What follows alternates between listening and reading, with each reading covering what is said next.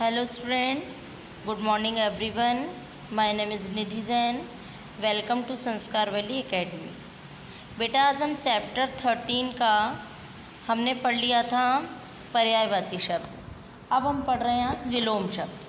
विलोम शब्द क्या होता है? जो एक दूसरे के विपरीत अर्थ देते हैं उन शब्दों को हम विलोम शब्द कहते हैं. इसे हम विपरीतार्थक शब्द भी कह सकते हैं.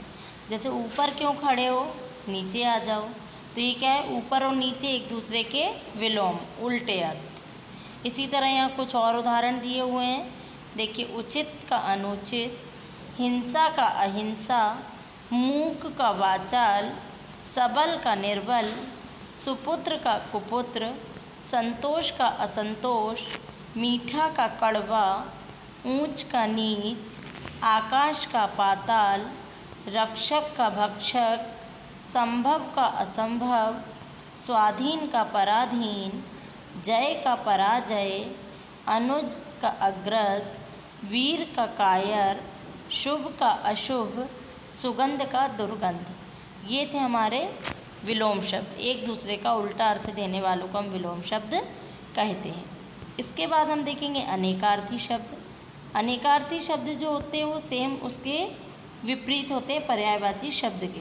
पर्यायवाची शब्द में एक ही शब्द के और भी काफ़ी शब्द मिलते हैं, लेकिन सबका अर्थ कैसा होता है? एक जैसा. और अनेकार्थी शब्द में शब्द के जो सामने अर्थ हैं अलग अलग उनके अर्थ निकलते हैं. चाहे कि जितने शब्द होंगे उनके उतने ही अर्थ होते हैं. जैसे शिकारी ने तीर को धनुष पर चढ़ाया, महात्मा जी गंगा के तीर पर खड़े थे. यहाँ पे तीर शब्द दोनों में आया है, लेकिन दोनों का अर्थ अलग है.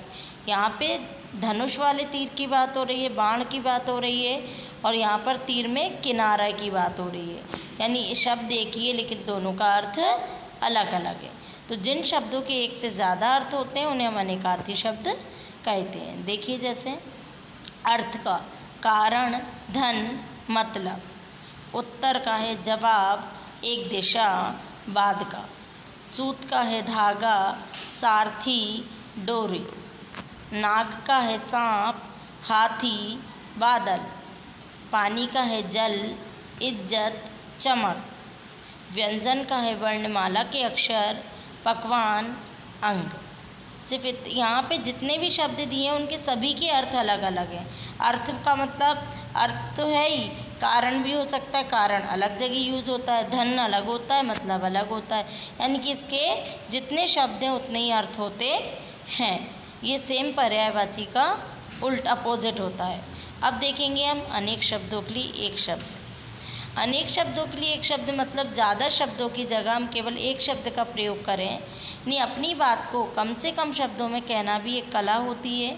बोलते या लिखते समय जो बात हम कम से कम शब्दों में कहेंगे या लिखेंगे उसके लिए हम ज़्यादा शब्दों का प्रयोग क्यों करें?